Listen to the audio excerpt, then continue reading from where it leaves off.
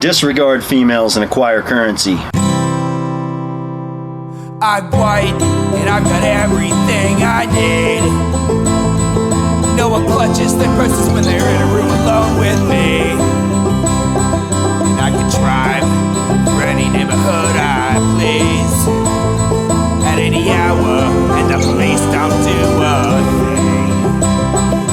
So if I see a penny on the ground, I leave it alone and fucking flip it. I'm a straight white male in America. I've got everything I need. I'm a guy getting paid more than a girl with a degree. And I can walk down the streets after dark, no one wants to rape me. And I can get a girl pregnant and just as easily flee. Just like my straight white male dad did to me. So if I see a penny on the ground, I leave it alone and fucking flip it. I'm a straight white male in America. I've got all the luck I need. I've got a pile of broken mirrors and I'm walking under ladders and I'm spilling tons of salt, but to me that doesn't matter, cause my skin and my gender and my orientation are the best things to have if you live in this nation. I recommend it highly.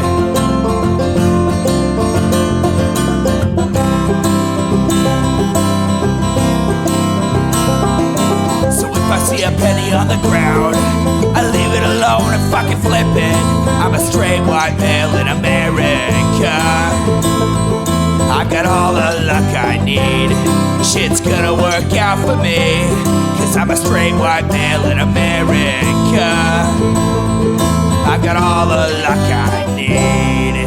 Hey everybody, welcome to the Intellectual Dollar Tree, the other flagship show of my wireless DMX system being fucking possessed. You can support this project at echoplexmedia.com. Click the support tab, pick your favorite way to do it, and I don't know, buy a shirt or some shit. I'm Producer Dave. You can find me on Grindr.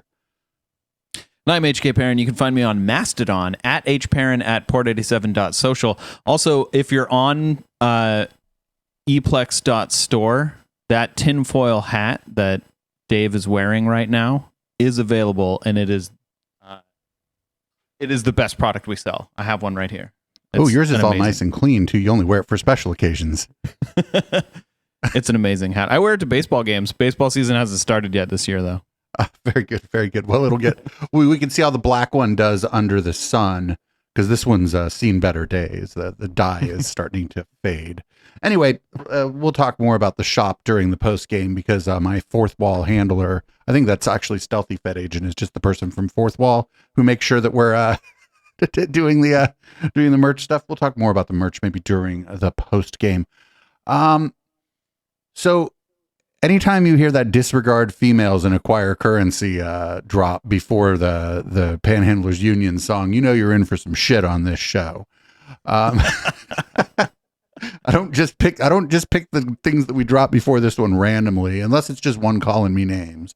And then it's just like, I don't have anything. So this is this iced coffee hour. These are like two finance bros.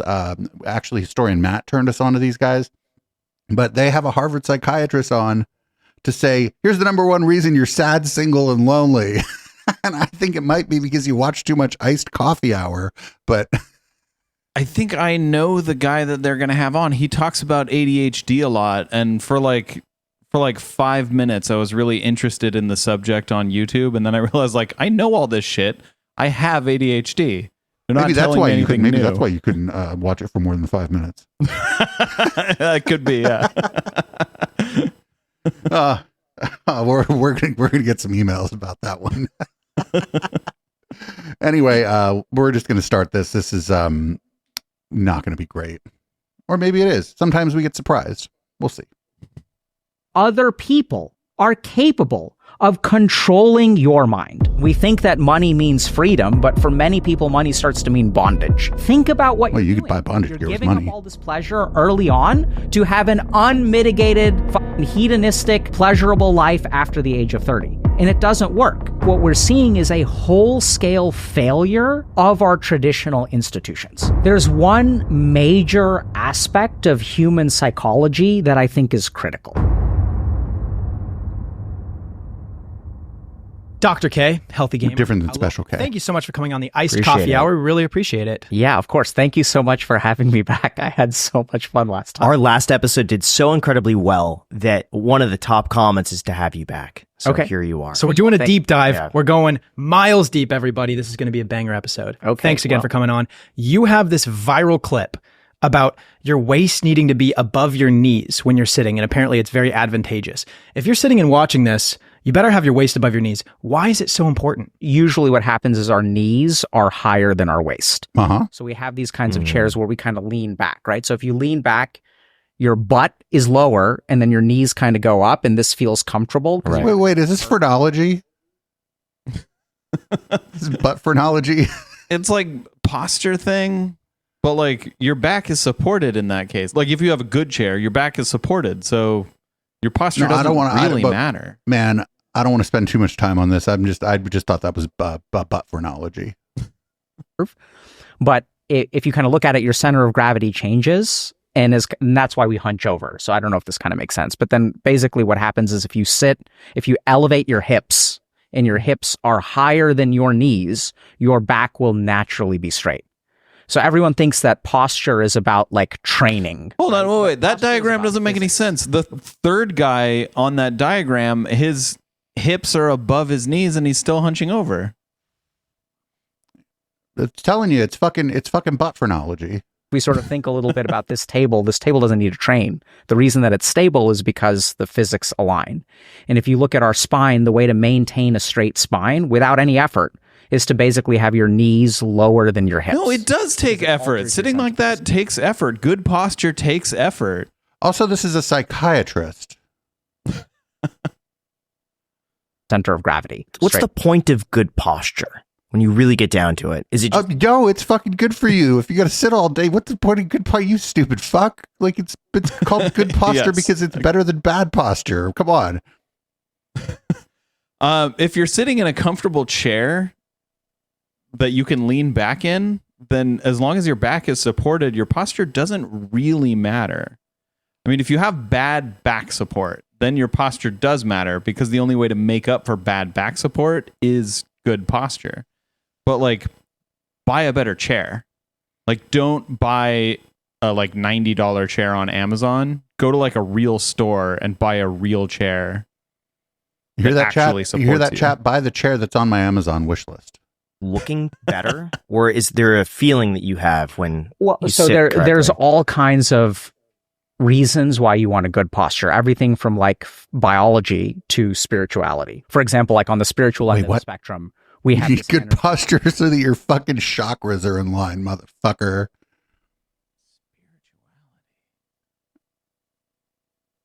Okay, where the fuck is he going with this? This is great. This is great. We're probably not going to hate this guy. We're just going to laugh at him a lot.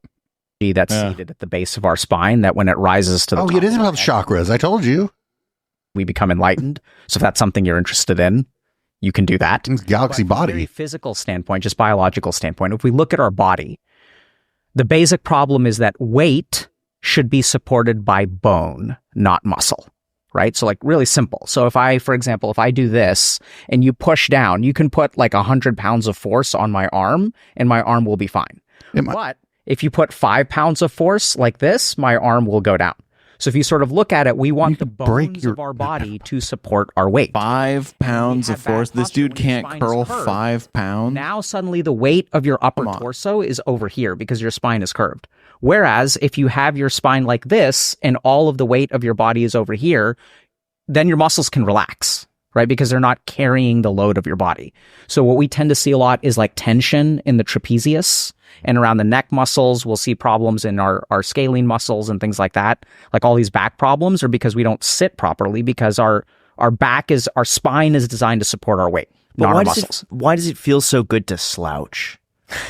It's true, it Jack. only- it feels comfortable. no, This no, is like, I I'm couldn't so agree more with you comfortable more. like this. I could not agree with you more. I have a problem every time I work. What I do is, especially when I'm reviewing podcasts or researching a guest, I kick up my feet on my desk and I lean all the way back just because it feels so amazing. Yeah. But I feel like I'm ruining my No. So let's understand a couple Yeah. things. Okay, so why does something feel good? Because that is what that's where our center of gravity and our weight distribution is. That's why it feels good. So let's talk about you for a second. So when you kick your feet doesn't up make and sense. you relax back. That what was you're a actually doing nonsensical is straightening your statement. spine. Is this guy also a chiropractor? Because Does that make sense? It feels good because that's where our weight distribution is. No, that's nonsensical. I had no idea this was going to start this way. I thought this was going to be some weird manosphere shit. Go But like now this is like some.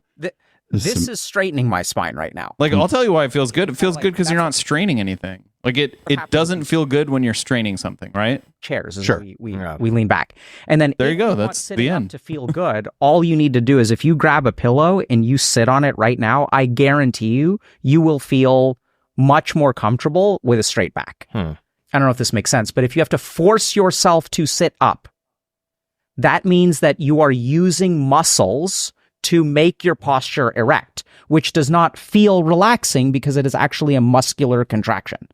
So the way to feel comfortable sitting up is to elevate your hips and keep your knees below them. And then if you sit like that, it will feel natural and relaxed to sit up straight.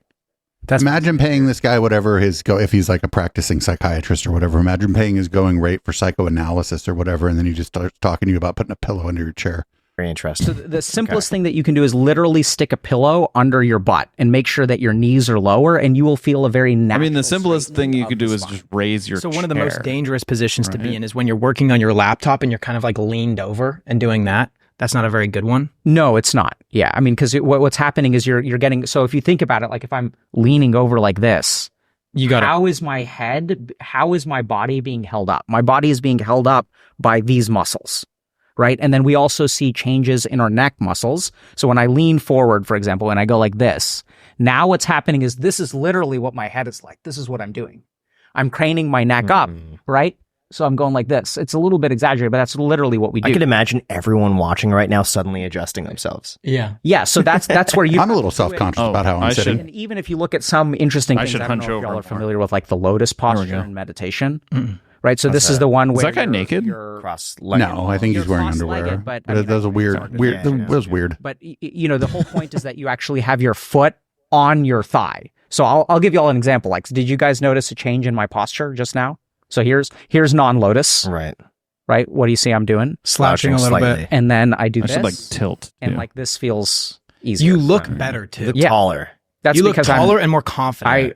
if you guys under the table, I'm adopting half lotus. So what I'm literally, I guess we can't see that, Can't but see it. GG. Okay. We need the foot Just- cam. Just trust him. Yeah, foot cam. Okay.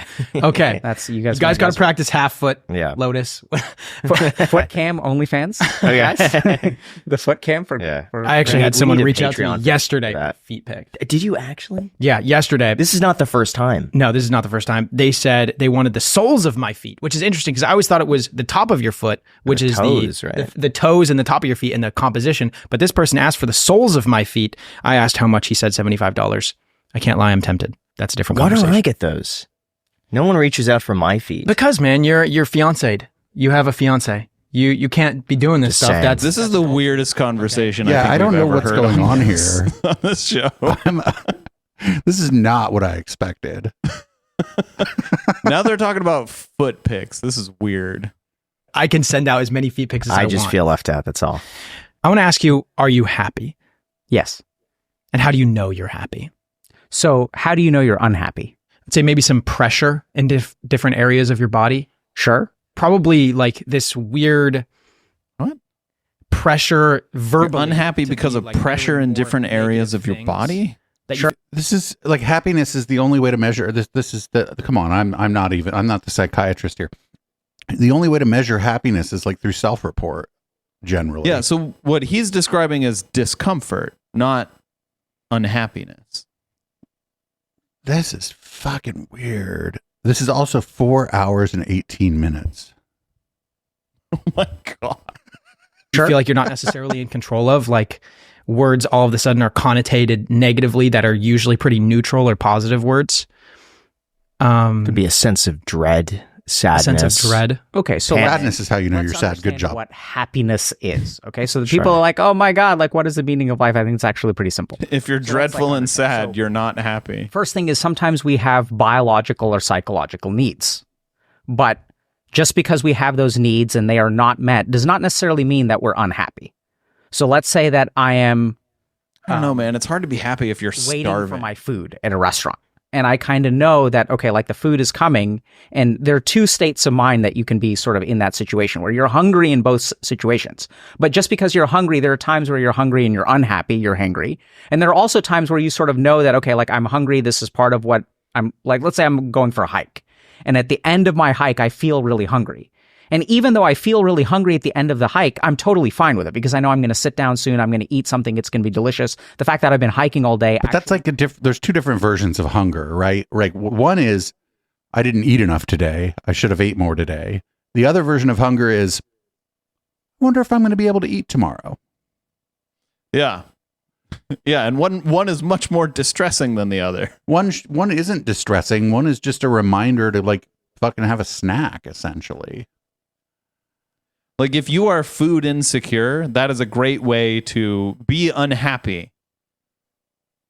Right. And if you're waiting for a filet mignon, that's probably a great way to be happy.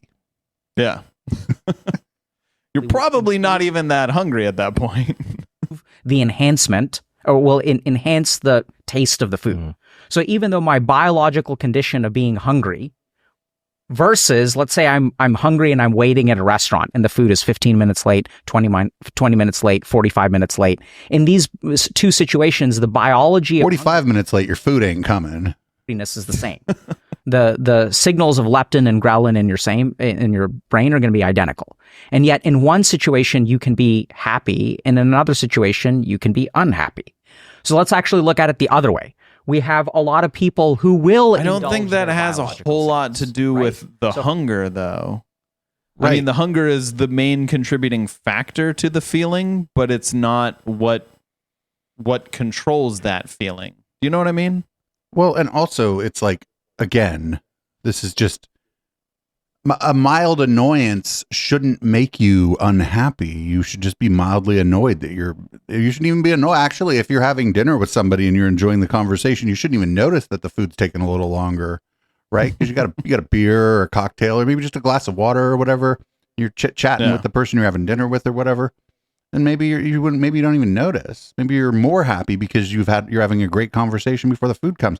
Like this is like, I think this is like one of those things where this is a stupid example. We talk about this stupid examples all the time, and this is a bit of a stupid example because they're not No. focusing on the way in which hunger could make you sad or depressed, and that would be like chronic hunger or food insecurity. Yeah. Maybe they'll bring it up. If I feel like eating a Twinkie, I eat a Twinkie and then I have some degree of happiness. But over time, the more Twinkies that I eat, the less happy I That's a will great become. slogan for This is what we Twinkie. see with video Twinkie, games. have it's what we some see with degree drug of use, happiness. It's what we see with basically like any kind of physical indulgence. Satisfaction of biological needs does not equate happiness. So then like kind of the question becomes, what do y'all think is the source of happiness? Gosh, stumped us Right? on that one. The source of happiness? Yeah, satisfaction from our biological or physiological needs is not sufficient for happiness, right? And you guys mentioned like, so are y'all I happy? think it isn't it like Yeah, I brain think it- chemistry? It's all brain chemistry, right? Sure, but I mean, like your environment's going to have some impact on that. To an extent, but like you could be like dying in a shitty environment, but if you're like high out of your fucking mind on heroin, you'll probably be happy at that point. You won't once you come down, but at that point, if someone were to ask you, "Are you happy?" and you were able to respond to them, you'd be like, "Yeah." Just because heroin fucks with your brain chemistry, it makes you feel euphoric Well, no most matter peop- what's going on. HK, most people don't use heroin. Yeah, but what I mean, like, what I'm trying to say is that, like, happiness is just a function of chemistry in your brain. And, like, what causes that is the more important question. I'm happy Okay, right good. now. Yeah. So what makes you happy right now? Let's talk about that. I love talking to you. I feel like you have so much information that I just want to absorb. Every time I talk to you, I just learn. Excitement. I'm happy to be here in Austin. We just both took incredible vacations. Graham took his first vacation in years. A proper Japan. vacation. A proper like vacation, right? Where he wasn't like doing it for work related purposes and just enjoying his Challenges time. of being Same a here. content First creator. one in years where I felt like I could just like do away with work and not worry about it. And I would say that all has like residual happiness in it. Inner peace. I feel like I'm at peace right now. Okay, so let's understand that, right? So you went on a vacation. And were you happy during your vacation? The happiest I've been in my life. Why? So Graham, while we're on the topic of mental health, I accidentally recently sprained my ankle going through Pace Church. I'm the doc, which makes them date the .com. That's ZOC sponsoring this episode. I thought there was so much like pent up stress and work related, just like not negativity, but just like got to do this every single Sunday, got to post, got to do this on this day, this. And then I finally it was like the first time in probably 4 or 5 years where I had 2 weeks where I could just like, like it's all being taken care of. I don't have to worry about it. Okay, so let's understand that. So like basically it makes sense, right? You were on vacation and that's why you're happy. And human beings like vacations because, and why do we like vacations? Because vacations make us happy. And yet, are you on vacation now? No. That's circular logic. Like the Yeah, you're happy because you're on vacation, and vacations make you happy because vacationing makes you happy. right. It's like not even a circle. It's like a dot. Yeah. The smallest circle possible. Like this guy's just describing like he's saying a vacation where he was able to not work for a while. And yeah, that I don't know if that makes you happy, but it certainly creates the conditions that would be conducive to happiness because you've done something that relieves your stress for a couple weeks. Yeah, like stress induces particular hormones. I should say, in the typical brain, stress induces certain hormones that contribute to unhappiness, right? Contribute to a feeling of unease in general. So if you can reduce that stress, you'll reduce those hormones that cause that feeling of unease, and you'll no longer feel that feeling of unease. And in most people, we just kind of have like a baseline amount of unease like all the time. And relieving that makes us feel very happy. But also happiness kind of depends on where your baseline is. Like if your baseline is like you're basically stressed out because like you don't know whether you're gonna live to see tomorrow. Like say you live in a war zone and like you don't know if you're gonna survive the night. Like what would make you happy, because that's your baseline, what would make you happy is a lot less than what would make someone happy like Elon Musk, where his baseline is like he gets whatever the fuck he wants. Like everyone around him is a fucking sycophant. He gets whatever he wants. So he's constantly unhappy. Like you can just tell from the way he talks to like literally everyone else. The dude is constantly unhappy, even though he lives the cushiest life imaginable. Because like his baseline is so high that like if literally anything happens to him, he's like insanely unhappy. No, this is And not you said you're happy now. So how does that work? I think it's living in the moment, being in the present. one pointed consciousness. Okay. I'm not thinking right now what I have to do tomorrow. Okay, Or what I have right. to do a week from now. I'm just here with you in Okay. this conversation. Right. So that's sort of the right answer, but let's understand it, right? Because being in the present moment can also lead to all kinds of challenges. So for example, I once worked with a patient who had a boyfriend who was really into being in the present moment. So he was like, oh man, like I'm at this party and there's this other girl who's not you, and I want to be in the present moment, and I'm going to be in the and I'm vibing with this chick right now. So, you know, I'm going to be unfaithful to you, but this is not really infidelity because this is just my value of being in the present moment. Right. So there's like all Well, kinds no, of- that's just somebody who didn't have a conversation with their partner about having a more open relationship than others might have. That's all. It has nothing to do with living in the moment. This is weird. of impulse gratification that can also lead to unhappiness. I think there's a lot of misunderstanding about what being in the present really is. But I think this is the essence of it. Y'all are right? So if we sort of look at it, And I ask you, what is the problem with work?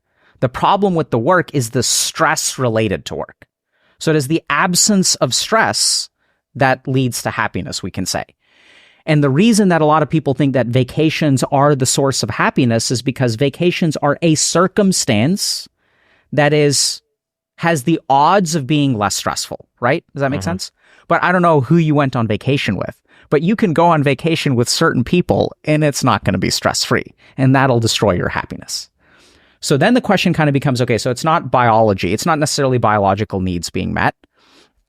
It's not necessarily the absence That won't of work necessarily or the presence of destroy your work, happiness. because, Like this is another thing is like everyone is different, right? Everyone responds differently to stressful situations.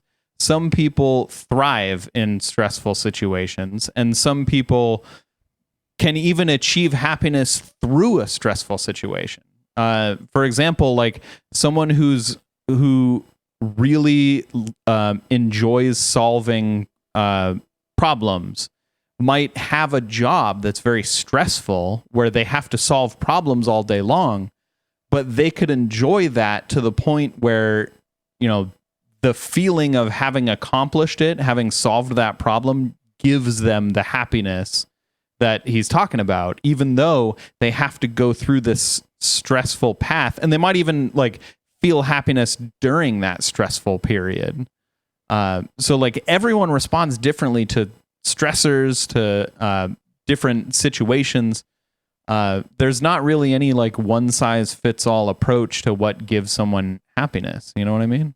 Well, and in that case, isn't the happiness maybe a function of the accomplishments? Potentially, or it could be that you're happy just doing that. Like it might be that like accomplishing something doesn't give you happiness. It's the friends we made along the journey way to get there. You know, you might not give a shit about like the rewards from doing the thing. You might only care about doing the thing in this moment. Right. So then the question is like, when we say stress, what is the actual nuts and bolts experience of stress? I think I've noticed a stark shift in my general happiness when I felt like I was, okay, let's go shoot this podcast. I want to go do this. I want to go do this. And I feel like I'm like the engine. And now I feel like I've become the oil in the machine, where the engine is going to keep running. And I have to, because I got the golden handcuffs with like an incredible job. And I feel like you feel similarly, where with the main channel, especially, where, okay, I have to post 3 times a week because it pays well. I'm helping out a bunch of people and I'm not necessarily the engine anymore. I kind of just have to give my input rather than. Are you helping out a bunch of people though? Of the main channel, like always excited to put I out. actually don't know what their main channel is about, and I don't care. I'm going to be honest here. Content. Yeah. So we can kind of unpack that in a couple of different ways. One is that, see, when you feel excited about something, you're usually focused on the task as opposed to the outcome. So like now Graham's problem is that he has a thing. And unless he continues to act, he will lose the thing. Does that make sense? So the moment that we have a thing in life and we are afraid of losing it, even though you put in all this work, it's about like avoiding a loss. That's unhappy. Right. Whereas if we look at, okay, before we started a thing, so we have no idea where like this could be a terrible podcast, this could be a great podcast. We have no fucking idea, right? And yet we show up here and we say, hey, let's create this thing. We don't know if this is going to be good. We don't know if this is going to be bad. The more that the three of us stress about topping the last podcast, the worse it's going to be, the more unhappy it's going to be.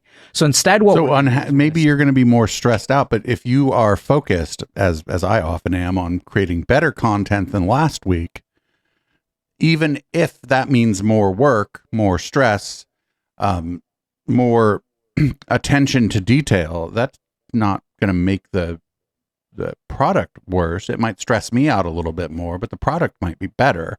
I think he may have just misspoken there, though. I think he may have meant that it's like that the podcast isn't necessarily going to be worse, is that the participants will be under more stress, but that doesn't necessarily make the product worse, because it's part of being a presenter, actually, is to not wear your stress like right there on your fucking face, like I do occasionally on the Intellectual Dollar Tree. sit here, we're going to have a conversation. It could be good. It could be bad. Who the hell knows? Right? Because none of us can predict the future. So when we talk about happiness, I think one of the biggest things that we sort of trip up in, which confuses a lot of people, because we think, okay, if I make more money, if I get a promotion, if I have a beautiful job as a podcaster or content creator, right, which are golden handcuffs, how does that work? Everyone strives for this. And even at the beginning, it's fun. So what changes? It changes the moment that you have a thing. See, it's so free when y'all are starting a podcast because you've got nothing to lose.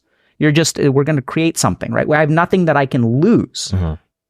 And then the moment that you have something, now you're afraid of losing it. So now we become attached to the world. And we think that money means freedom, but for many people, money starts to mean bondage. Because now it's like, I'm afraid that someone's going to take my money. Am I going to lose my money? I can't do this. I can't. Oh, that's what we call one of them good problems.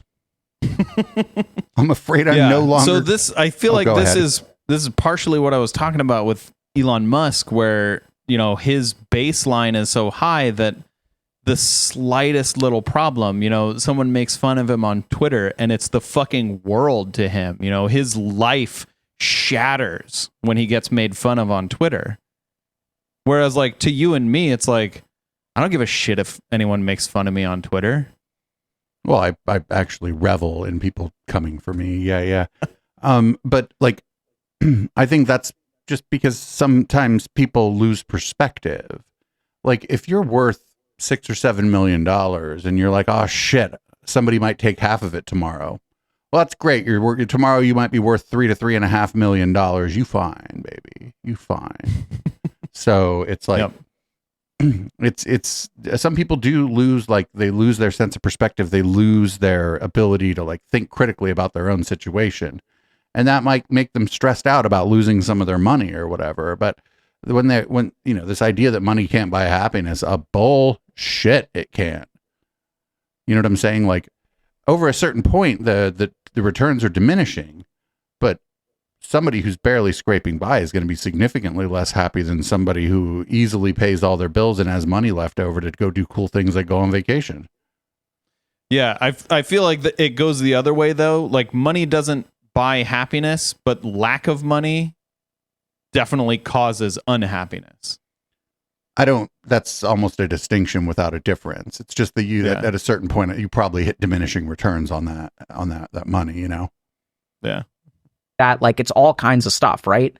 And it's kind of weird. So I think it really comes down to a couple things. Living in the present is one. We'll talk about what that means if y'all want. I think another thing is basically attachment. So this is in Sanskrit, they call this vairagya. And what we sort of discover is that, oh no, this guy's into transcendental meditation. From positive and negative things, and in both cases, it'll be good.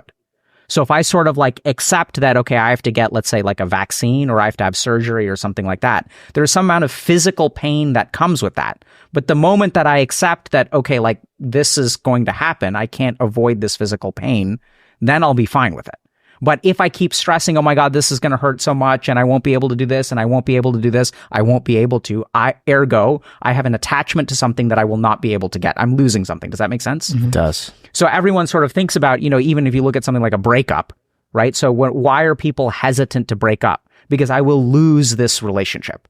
And so in that loss aversion, they end up staying in a relationship, and then they end up being like unhappy because they're trying to run away from unhappiness, which is one of the fastest ways to become unhappy. Is attachment ever good? Is it ever healthy to be attached to something? It depends on what your goal is. So when you say healthy, if the goal is happiness, the answer is no. If the goal is worldly success, the answer can be yes. So it depends on what your goal is.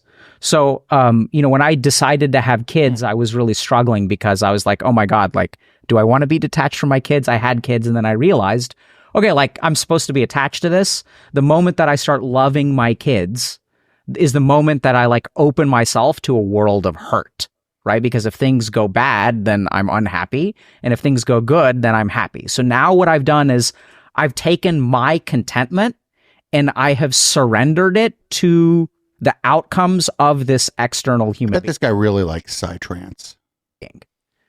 And so then what I don't have a problem with what he just said, but God, is it fucking weird. Like, yes, that's technically correct, but in the weirdest way. attachment. And I sort of said, okay, in this life, I've chosen to have kids. This is what I've signed up for, which means that one day I could be heartbroken. One day I could be sad. One day I could be mad. When I decided to have children is when I opened myself up to a world of joy and a world of hurt. And so even in that, I have a lot of peace because this is what I signed up for, right? It could Wait, go but well. deciding not to have kids could leave you open to both joy and hurt too. Like any like decision like that leaves you open to the good and bad parts of that decision. I guess like he's just using it as an example, I suppose, but like deciding not to have kids, if you're somebody who might be inclined to have them, you might be leaving yourself open to a world of hurt by not having kids because you want kids. Like this, I don't understand. Like what this is. This is almost meaningless. What he's saying here. Yep. Almost. It could go bad, and the key thing is deciding to roll the dice with your eyes wide open. It's like, okay, I'm going to do this, and this means that my life could be screwed, or it could be happy, and chances are it's going to be all of the above. So it's kind of about surrendering to the outcome. Just because you can't control the outcome, right? I know this sounds kind of weird. It's a hard. Well, you can't control the outcome of something like dice, but you can put your thumb on the scale pretty significantly in the outcome. Like if you decide to have kids, I mean, like that's your job as a parent actually, is to put your thumb on that scale in appropriate ways to make better outcomes both for your kids and for yourself and for your family. Like, yeah, like if you just leave a bunch of forks by all your outlets, you're probably not going to have kids for very long. So maybe like covering those outlets would be a better decision. And again, that's like you said, putting your thumb on the scale. Or your thumb on the outlet cover specifically. Grasp that you cannot control the outcome, because I still feel like if a podcast does poorly for us, like we could have done more research, we could have done this, we could have done that. And I think that there is, and we do have attachment to the outcome, and that does affect the way that we feel. And in other areas of life as well, like you can always work harder, you can always do more. Yeah, I've always felt like you should take responsibility for everything that happens. So if, let's just say this podcast sucks, like Jack said, that's then on us to improve on that. And we should have done something better, or we could have done something better to prevent that from happening. Yeah, so I think this is where there's a Sanskrit concept called karma far. So karma means action and far means fruit. And what this sort of means is that as human beings, all we control is our actions. We don't control the outcomes of our actions. So, and this is kind of like there's a nuance to this, because let's say I plant a seed and I water it every day. Does it turn into a plant? Depends on the seed. Depends on some circumstances. And the conditions, yeah, right? Sure. If you water it properly, sure. It's not just the watering, but it's also if you're be the giving soil. it sunlight. Yeah. Absolutely, right? So there's a lot of factors that are outside of my control. The other thing is that I could take a handful of seeds, I could throw them out into the wilderness, and I could walk away. Yeah. And will those seeds grow? Possibly. That depends if they're the right seeds for where you're throwing them. And like, if the seeds are for the same kind of plants that are thriving where you threw the seeds, yeah, they'll grow, but you won't even fucking notice them because they're just going to be just a bunch more of the same fucking plant that was there when you threw the seeds. What the shit are they talking? I'm sorry. Like, this is like,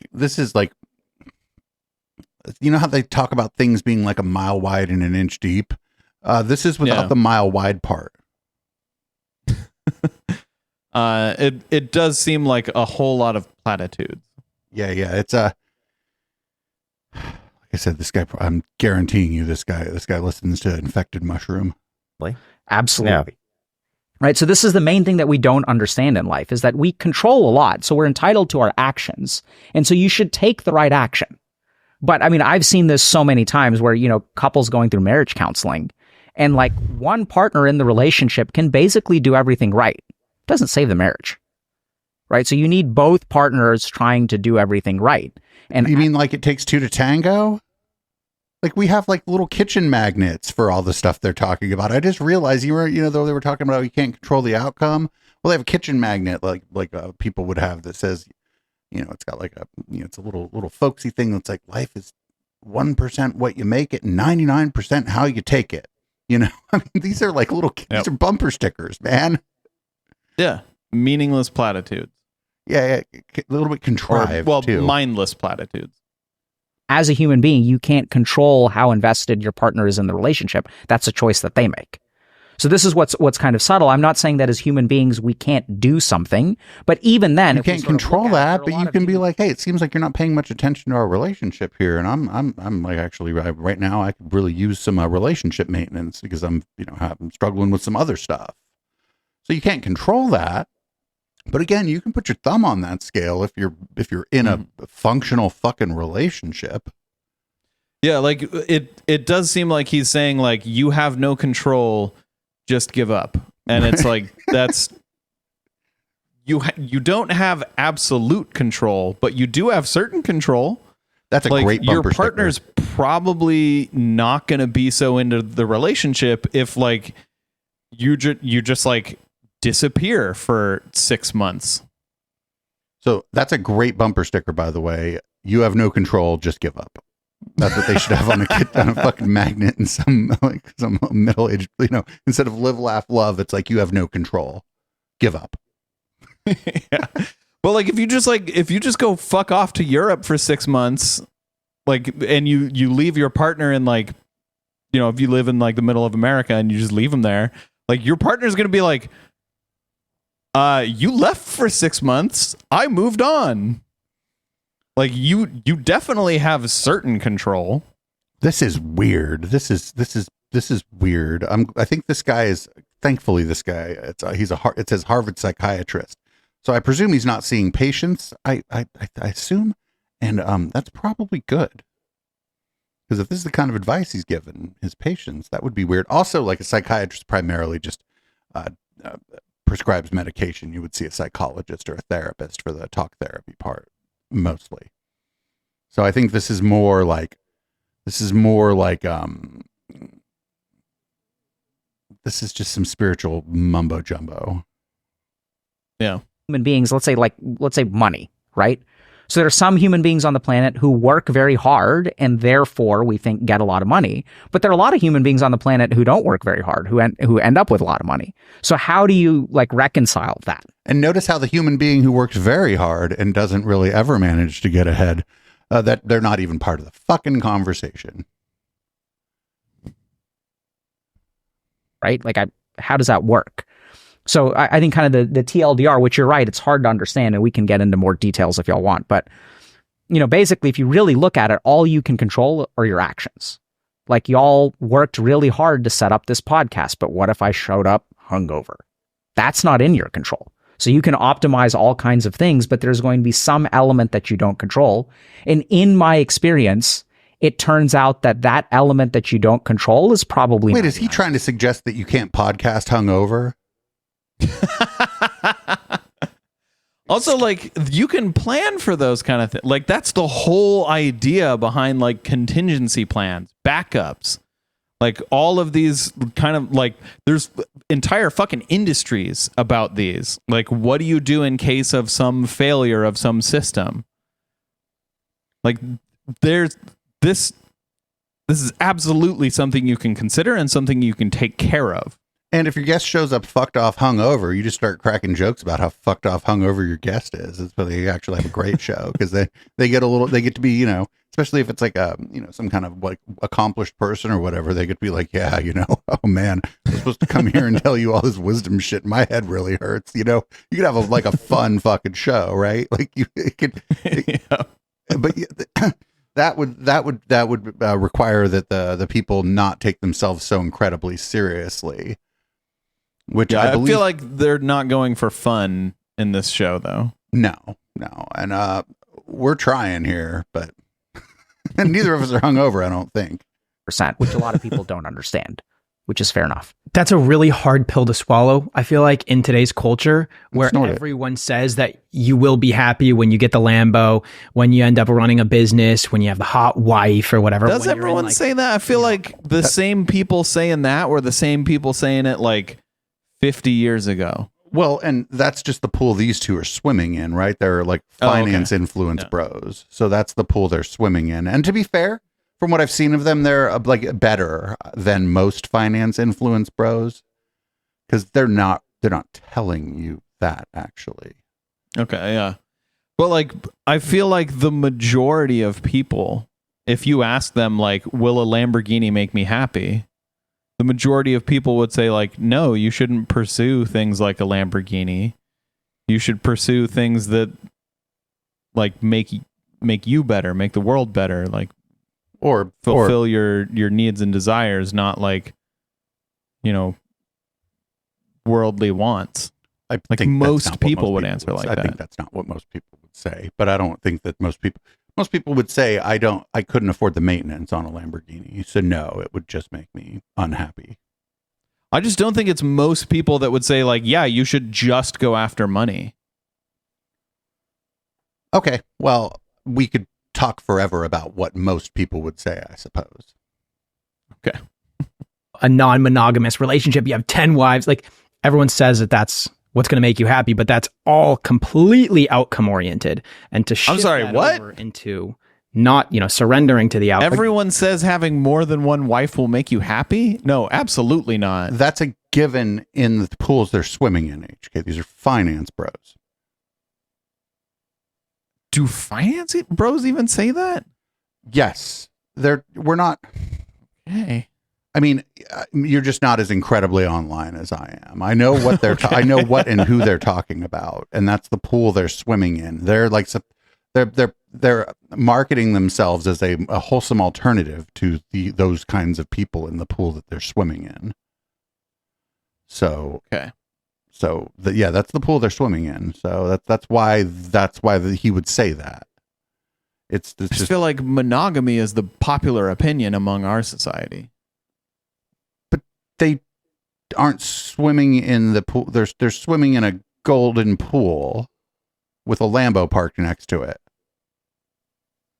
But like they have to understand like it's illegal to have multiple wives because it's so unpopular, right? There's nothing morally wrong about having multiple wives. Like you can be in a situation where you have multiple wives and it is immoral, but there's nothing inherently immoral about having multiple wives.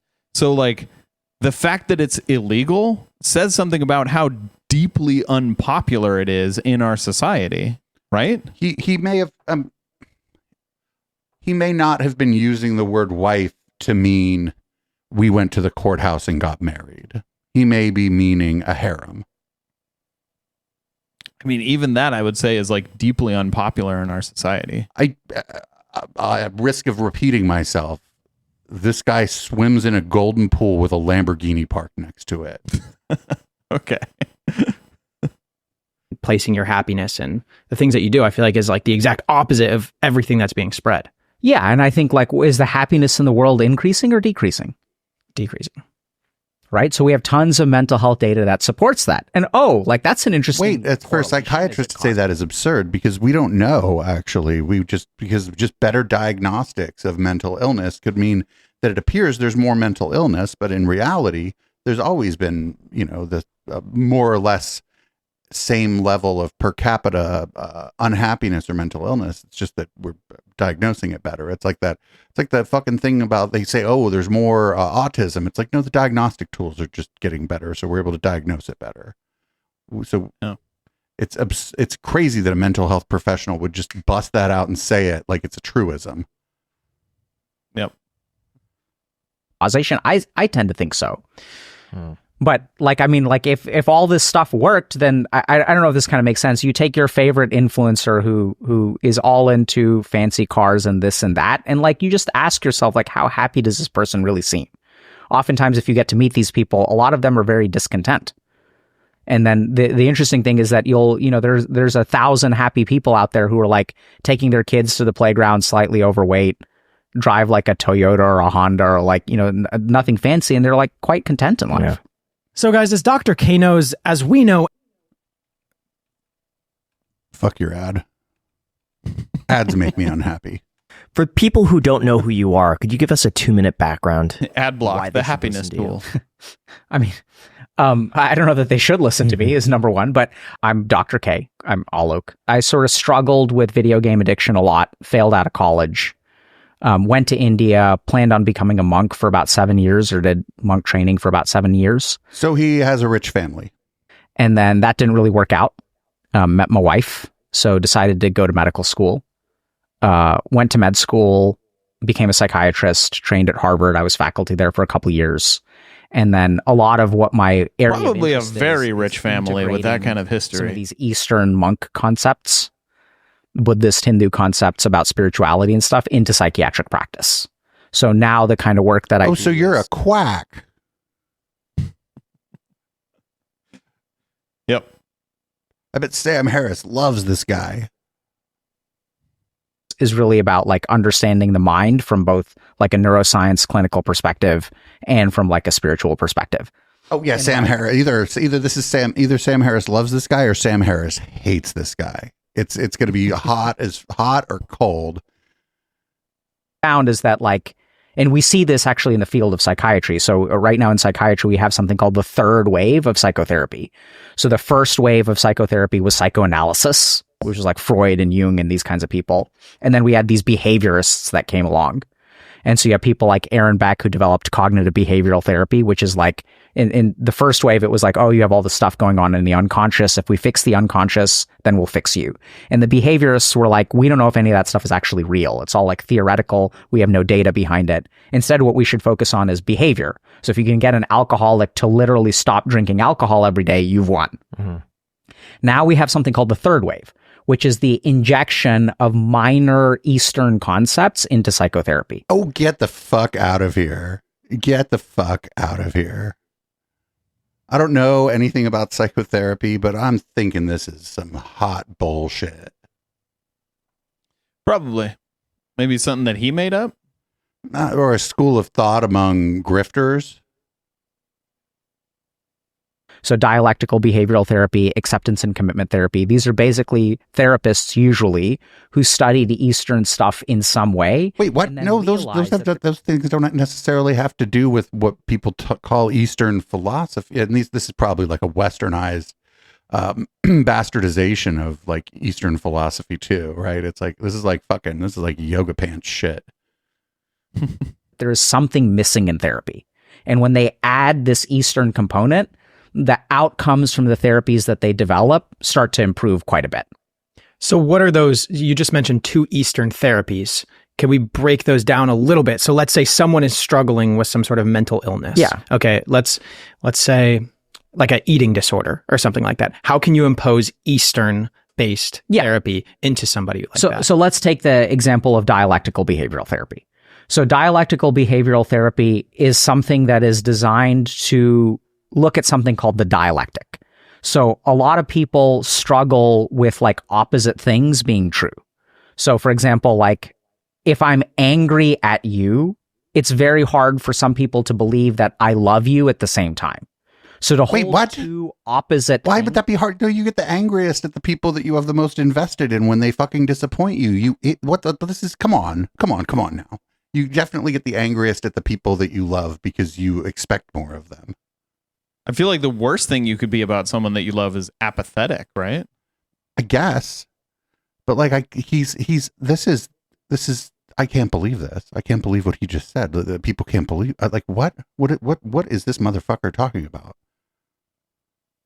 Yeah, you're most likely to get mad at your at your partner because you expect more of them than just some rando walking down the street. Things to be true at the same time is very difficult, right? Is this person good or is this person bad? And generally speaking, the challenge is that we fluctuate between the two. So if you have an unhealthy relationship, the reason that you stay in it is because sometimes the relationship is really good and sometimes the relationship is really bad. And then people really struggle. They're like, should I stay in this relationship? Should I break up? Like, should I stay or should I go? And the problem is that when the relationship is good, you want to stay. And when the relationship is bad, you want to go. And so what we naturally do as human beings is we try to like put all of that data into an equation. And then there's an equal sign. And then there's a decision on the right side. So we try to integrate all of this stuff and try to like make a decision, have some kind of final conclusion. But that's not what life is. So dialectical behavioral therapy trains people to understand that two opposite things can be true, that a relationship can be both healthy and unhealthy at the same time. This is actually rooted in an Eastern concept called Advaita Vedanta. Oh, no. This is rooted in a concept called you take the good with the bad. This is marriage vows, for better or for worse, till death do you part. This is, oh man, I hate this shit. I hate this stuff. This drives me fucking up the wall. I didn't know this was going to be this garbage. So if I were to say, like, is this cup a good cup or a bad cup? It's a cup. It's a good cup. Right? So yeah, the Advaita Vedanta says that there's no such thing as good or bad. If you really think about it, like if you walk outside and you see nature, there's no good nature or bad nature. There's no good rain or bad rain. When does rain become good or bad? Well, if there's a drought, we interpret that rain as good. If I am not expecting rain and I'm walking outside and then rain starts, I view that rain as bad. So if you really look at it, good or bad is created by the human mind. It is not an intrinsic quality of reality. And the more that you realize that good and bad is created by your mind, suddenly you have the power to create good or get rid of bad because it's created in here. The action is just the world is just the world. It's the way that we. I don't know, man. I world, feel the way like that we interpret. The I feel world. like no matter how I look at it, if a bull gores me to death, it's gonna be bad. Even if in my mind I'm like, no, you know what? I've decided that like this bull goring me to death, not so bad. To be fair, afterward, you won't be thinking anything about it. Yeah, like if you're like post hoc rationalizing like the feeling about something you didn't want in the first place, like maybe you might be able to convince yourself that it's fine, but like no, if you ask someone like, "Hey, you want to be gored to death by a bull?" Like unless they're like a particular kind of person, they're going to say, "No, I don't want to be gored to death by a bull." Well, and you can't, like you said, post hoc rationalize. I don't think you can post hoc anything after the gore bulls. You mauls you to death. Yeah. You're done rationalizing. Now you're fertilizer. that makes it good or bad. So I know that too is like something that's wild, but just to give you all an example. So when I graduated from college, I had a 2.5 GPA. And at the time, there was no circumstance in which I thought that a 2.5 is superior to a 4.0, right? There's no way. Except when I wind up at Harvard. And so suddenly my story is that's different. called money. Because if I was a 4.0 that's not a kid, result of your 2.5 GPA. That's like in spite of your 2.5 GPA. Right. Money or some other kind of influential force causes this.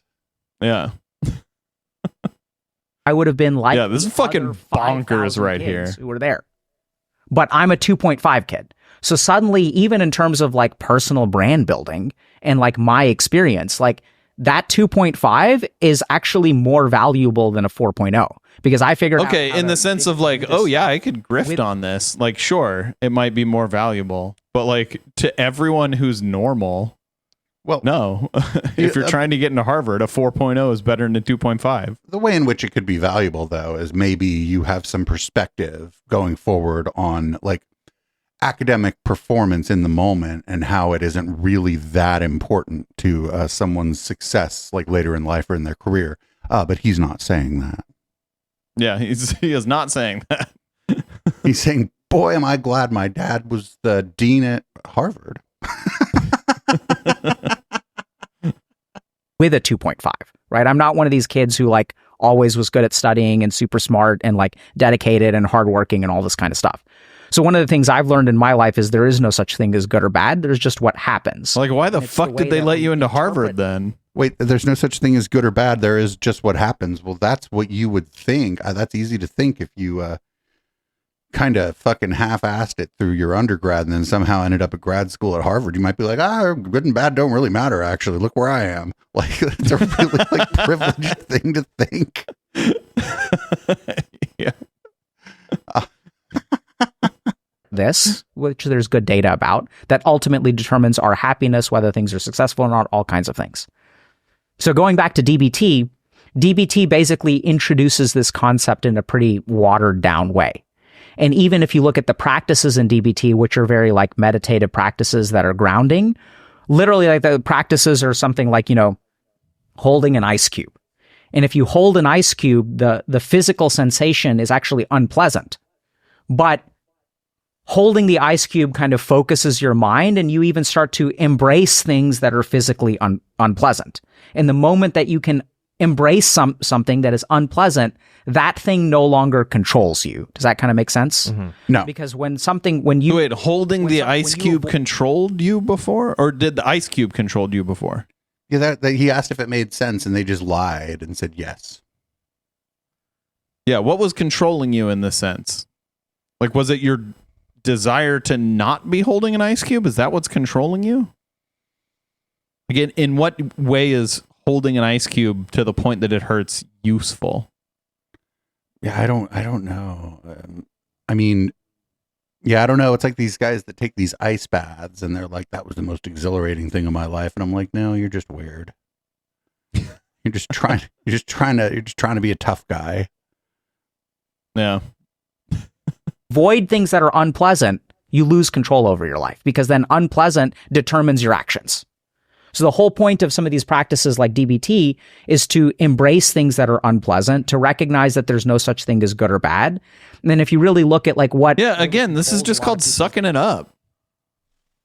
And I'm guessing that this dialectical behavioral therapy or whatever he's talking about, that there's probably like, it's probably useful, and he's just desperate to connect it to some spiritual mumbo jumbo. You know, I think that's what's going on here. Yeah, like what he's saying is all like things that we have known for so long that we have sayings about them that like no one even knows where the saying comes from. Like, where does the saying like "suck it up" come from? I bet someone knows, but like, you know what I mean? Like, we have those sayings that like literally everyone knows what that means. Like, I'm sure there's some people that don't, but like basically everyone knows what that means. Like, just suck it up.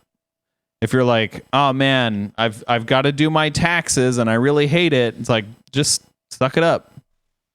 Everyone knows that means like, okay, just like do it because it's worth doing it. Like, everyone knows what that means. And this guy's like, hey, I came to an epiphany here. Look at what I figured out. And it's like, yeah, we all know that already. We've got a fucking saying for it. And this is like the 8th time that he's done this, where he said something that like we all know, and we have a fucking saying for it. And about half the time the sayings go in like bumper stickers or kitchen or like refrigerator magnets. Yeah. People's lives, it's like running away from bad and running towards good. But then suddenly, like, you don't have any control, because if something is good, you have to move towards it. If something is bad, you have to run away from it. So you don't actually have freedom in that life, because you're just like a bacteria that's moving away from a noxious stimuli and moving towards a pleasant stimuli. Yeah. So when should people go to therapy versus work on it on their own? So I think that there's a very common misconception about therapy, which is that therapy is about treatment. So the first thing to understand is that as a clinician, the diagnostic value that I bring is like 50% of the value. So I think that, we should probably have a society where people have like, we have annual physicals, right? Which is like once a year, we just check you out. But if we really look at society today, a 21-year-old doesn't need a physical evaluation on a yearly basis. What we need way more is a mental evaluation on a yearly basis. So I think one thing to understand is I think basically everyone should try therapy, whether you think something's wrong with you or not, because the whole point is that a therapist can tell you, okay, are there problems here which we can work on? Are there ways that I can help you? Is there something actually going on? Some of the most sad experiences I've had in therapy are people who come in for one problem and then discover that there is something that they thought was completely normal, which has been like wrong their whole life. So a good example of something like this is like adult diagnosis of ADHD, where people have been struggling their whole life with this, and they never understood that like, oh, this is actually something that can be fixed. Like, this can be treated. And this fundamental struggle that I've had my whole life can be corrected. So I think that it's good to go for an evaluation. But I think that as far as your question of, when I do like this guy's takes on ADHD. as someone who was diagnosed as a child, so I don't have the perspective of someone who's, who had to receive the diagnosis as an adult. But I have had a friend who, to me, it was very clear that the things he was describing were difficult in his professional life were things that I experience when I don't have medication. So I told him, like, hey, I feel like you probably have ADHD and you should see a psychiatrist about it. And he did, and he actually got diagnosed. And I do like this guy's takes on ADHD. I've heard him before. So I'll probably end up agreeing with him a lot in this segment. But yeah. And I, I like the idea of, if you do a yearly or twice a year physical, you may as well do some kind of a mental health check too. But most people don't even do the physical one. Yeah, unfortunately. Therapy, I don't think that I don't see it that way. So I think that therapy is to be done in conjunction with what you do yourself. So the worst cases I've had of therapy patients are when people come in and they're like, therapize me. Right? They're like, just fix me. Yeah. And when they don't put in the effort, like I can't, I see them once a week and then there's 100 whatever hours that they're awake during the week where they don't do any work and it doesn't do any good.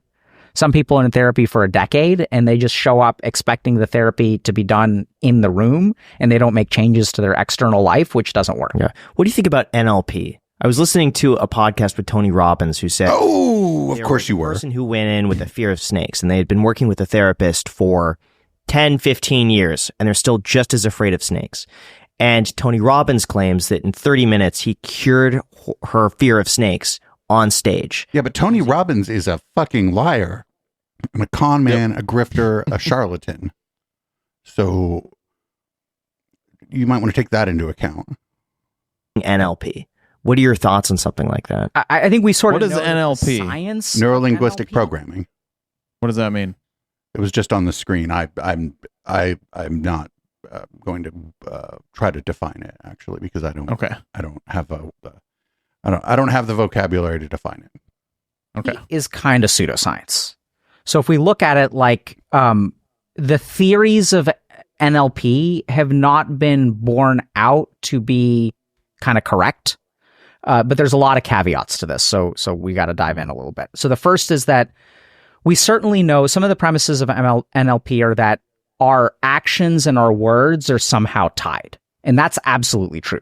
So if you look at like just basic psychotherapy techniques, like if you pay attention to someone's words, it will give you an idea of what is going on in their mind, even predict certain kinds of behaviors. So there's definitely like, you can use language diagnostically for sure to sort of get a sense of where someone is. Now, when you look at something like Tony Robbins curing someone of their snakes, I think that that's probably real. So like in the sense that Curing them of their snakes. I love the way he put that. That's just cured great. Got snakes? Not anymore. I think that Tony Robbins and that person may believe that happened, but I don't think that this. I don't know. I think Tony Robbins perpetually exists in a hipster coffee shop, so you have to take everything he says with a. You have to take everything he says with a grain of salt or a salt lick. Yep. Yeah, and the thing is about like the kind of situation that Tony Robbins puts these people into. There's so much pressure on them because they're in front of a giant crowd and they're there. They've paid money to be there. Everyone's paid money to be there. And Tony Robbins is telling that, it's the same kind of thing with these preachers that put their hands on people and say like, I, in the name of Jesus, I cast this demon out of you. It's that same kind of thing where there's so much social pressure on them to feel like they've been cured that they actually do in that moment really truly feel like they're cured, not because they're trying to fool themselves, but just because all of that social pressure pushes their brain into interpreting what they're feeling as I'm cured. You know what I mean? Yeah, it's like a sort of almost like that cold reading shit too that John Edward used to do. The people in the audience are going to be primed the incentive is going to be there to tell the guy that he's right, even if he's just kind of in the neighborhood, because they're on TV. There's a crowd there. Everybody went there. Everybody there probably believes in this stuff. It's like the same idea. Yeah, this guy's not communicating with your dead relatives. It's just that the incentive is there for you to act as though he's telling you things that might indicate that he is. Yep. Yeah, this is the difference between like something being done as a show and somebody actually working with you because you have a phobia maybe that is negatively impacting your life. I think if you're afraid of snakes, I think that's, maybe something you could work on if there's just snakes everywhere where you're at. But otherwise, like, I don't know, I live in a suburb. There aren't fucking snakes everywhere. If I was afraid of, I'm not even sure if I am or I'm not afraid of snakes, honestly. Well, I feel like this person that they're talking about that was cured of her snakes, I feel like she probably came down with more snakes again later. Right. Because that kind of stuff where, you have that feeling in that highly socially pressured environment, it doesn't last. Right. And like you said, the pressure is there to say that the help has been done because you've spent money on it. It's like sunk cost fallacy, kind of. Not exactly, but yeah, I spent all this money. I did this work. I must be making progress. Yeah. And you kind of convince yourself, but it's not like a conscious thing you do. It's entirely subconscious. Person had a very real clinical outcome. I've seen that a lot. So my area of interest was evidence-based complementary and alternative medicine. So for example, like I encountered a patient who had stage 4 metastatic cancer who basically was going to die, right? So it's like not really treatable. So they decided that they were going to spend the last 3 to 6 months of their life living in a monastery and learning to play the flute. They're like, I'm dead. There's nothing I can do about it. They go to this monastery. They do yoga and meditation every day. They learn to play the flute. And then 5 years later, like they're still alive. So no one knows like what happened there mechanistically. So one thing that I've learned about all these stories about complementary and alternative medicine. Cancer sometimes goes into what's called spontaneous remission. Right. Cancer, even if it's like the most virulent, like you're going to die cancer, sometimes it goes into spontaneous remission. And that's not something you can rely on, and it's not something you can predict. And it doesn't matter what you're doing at the time that happens. It just happens sometimes, despite what you're doing. You could like, if let's say Steve Jobs, right? Steve Jobs died of pancreatic cancer. He tried to cure it by eating a bunch of fruits and vegetables. What would have happened if he had this spontaneous remission and didn't die of his cancer? He would have attributed that, remission of his cancer to eating fruits and vegetables. And then he would be out here today selling iPhones and telling people to cure your cancer. All you got to do is eat fruits and vegetables. And there's a bit of a sampling error here too, because if you are engaged in what people refer to, what these quacks call like allopathic medicine or whatever, and your cancer actually goes into remission in a way that maybe is like a spontaneous remission, right? Where they're like, oh, well, this probably, this isn't going to work or whatever, we're just doing things to relieve your pain or whatever. You might attribute that to just regular medicine, and now nobody's going to talk about it. Right? Like now no miracle happened, right? Because you didn't go play the flute. Yep. Yeah, and it's also there's like I forget the name of it. I think it's survivorship bias, where like you hear about the stories of people who were doing wild things and survived their cancer, but you don't hear about the stories of the people who died while they were you do in the case of like Steve Jobs, because he's already a famous person, but like no one gets famous from like dying of their cancer after trying, acupuncture. Right. And the reason you don't hear about it is they're not here to tell you about it. Yep. And is that there are absolutely success stories that defy scientific understanding in the moment. The challenge, though, is if we're looking at whether something is scientific or not, the question is one of reliability.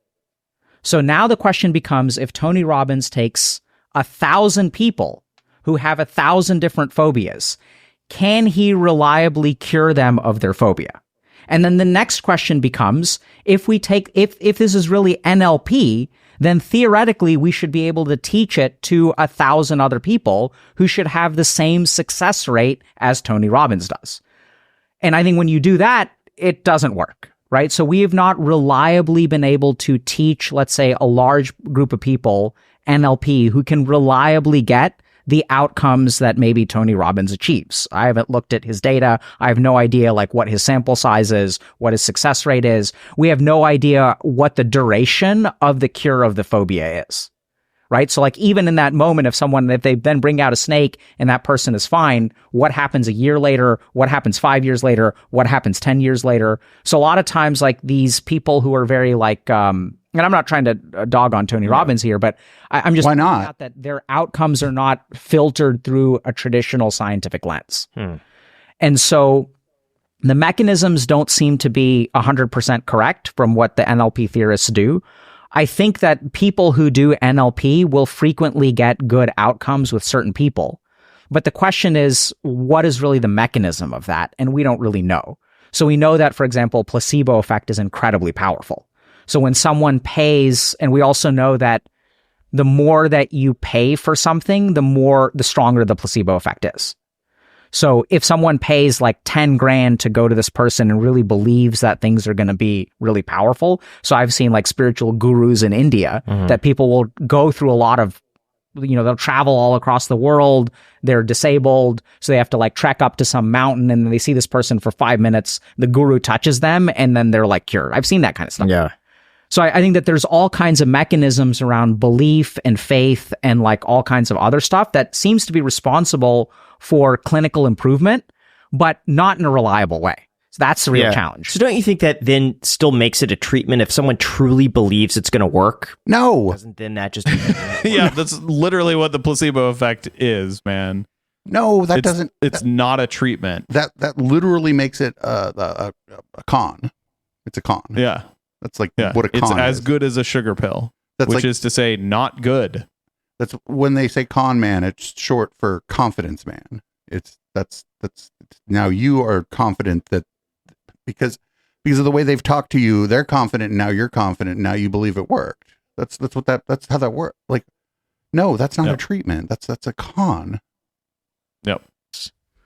Yes and no. Yeah, I did like this guy's answer to that. That was good. Especially like he was talking about the expense factor, where the more you pay for something, the more likely it is that you're going to feel like it worked. Right. And truly believe that it worked. What I don't like is that he just refused to fucking throw Tony Robbins under the bus. Like, yeah. Don't be ashamed to dog on Tony Robbins. Like, he or any deserves other it. grifter. Yep. 100%. But yeah, I mean, there are some people who have even sort of talked about. So there's one person when I was doing research at Harvard. There's this great guy named Ted Kapchuk, and Ted Kapchuk he's trained in traditional Chinese medicine, but he's also faculty at Harvard. So he does placebo research, and his research is super cool. So what he does, did you know what kind of medicine they practice in China? Not traditional Chinese medicine. Modern medicine, in fact. In fact, the tradition of Chinese medicine is very much like the tradition of medicine in the rest of the world, where they tried to like find treatments for things. This is some ancient Chinese secret bullshit. How come there's no there's no market for like traditional European medicine where like, oh, you have a cold? Here, put these leeches all over your body. Yeah, do some bloodletting. Yeah. I mean, I'm sure there is a market for that, but it really does seem like the traditional Chinese medicine market is like, it's so big among like specifically American Westerners, but I'm sure like a lot of Westerners. Like, there's such a big market for people thinking like, oh, this comes from traditional Chinese medicine, it must work then. Even though it's like, that's called like Orientalism, essentially, is where okay, yeah. Because something is from, well, we don't call it the Orient anymore, but the term Orientalism has like lived on. It's the idea that because this Chinese culture is older than ours or whatever, they must have fucking secrets from the past. And it's like, well, no. In the past, just like in other places, life expectancy was shorter. Like, no. if they had a secret, if they had a secret, well, then why people be dying early? Yeah, like the whole like explanation of like chakras and all that is just as good as the explanation of like the four humors, which is to say not good at all. That's not how bodies work. Is he'll go to someone and he'll say, I'm going to give you something that's a placebo. And then he says, we also have all this data that placebo can potentially improve your symptoms and can even like cure you potentially. And the reason that I'm giving it to you is because I believe it will substantially improve your symptoms, even though it's fake. So he did a beautiful study where he did this and people got better. Right. So like you're right, basically, that you know, but like did people get like better real challenge that we look for more so than they would have without any intervention at all? Like that's a way to test the placebo effect of the placebo effect. And also, like, what condition are we talking about? Because like a cold just goes away. So like, yeah, like only some placebo effects are a matter of your mind. Some other ones are just based on time or circumstances. Like there's this concept of regression to the mean in medicine, where if you just leave something alone for long enough, it will regress to the mean sometimes, not always, but sometimes. So if someone comes in and they say, you know, doc, I've got this pain in my elbow and it just won't go away. Like they may have had that pain for 6 months, but if you're like, oh, well, just stay off it, then after a month, it might just go away. Like it may have just been a pain for 7 months. But if the doctor's like, oh, let me give you this fake pill and then it goes away in a month, then you're going to say like, oh, it was the fake pill that did it. When like, if you didn't give them a fake pill at all, if you just said, well, stay off it, and then it would have gone away anyway. Right. The problem here is the counterfactual of what you didn't do, which makes it really hard to like get anything concrete about any of this stuff anyway, because there's a ton of things you didn't do and you don't know if any of those things you didn't do would have seemed to give the same effect. Yeah. Basically, any study that only involves like one set of people in medicine is a bad study. Like you cannot determine anything about the outcome of a particular medicine or treatment based only on a group of people who just got that treatment. Right. And with that, I'm not willing to watch or listen to this to get to the part where he tells you why you're sad, lonely, and fucking unhappy or whatever the shit it was. It's probably because you don't meditate enough or some crap. Meditation is good, by the way. People meditate in many different ways. It doesn't have to even be formalized. Just having a quiet moment with yourself before you go to bed might be a form of meditation. Grooving out, listening to some music might be a form of meditation. Dancing might be. Meditation's great, but everybody does it a different way. You don't have to formalize it. But yeah, I thought that was going to be something other than it was. It was. I thought even it was going to be less infuriating, but then I started to get kind of annoyed with that guy. I was like, "You're sir, you are annoying me now." I would say he is definitely not the worst we've had on the show. Well, that's a pretty high bar. Yeah, true. But yeah, a lot of the stuff that he said was basically bullshit. And him, or like, you know, it was simplified or dumbed down enough to the point that it was bullshit, and he wasn't going into nuances that would have made it not bullshit. And him attributing like different forms of psychotherapy to spiritual practices is just flying awful close to that fucking plane Xenu flew and dropped the H-bombs on the volcanoes in. You know what I'm saying? Just getting awful close to Xenu there, and not in exact content, but in the form of the content. Right? We weren't too far away from body thetans in some places there. Yep. Well, that's the show. You want to read it out? All right. Thank you for tuning in. This has been not How the Tech Are You. This has been the Intellectual Dollar Tree. We do this show every week on Wednesday at 7 p.m. Pacific right here on twitch.tv/Echoplex Media. If you'd like to check out the podcast version that's available on the website, echoplexmedia.com.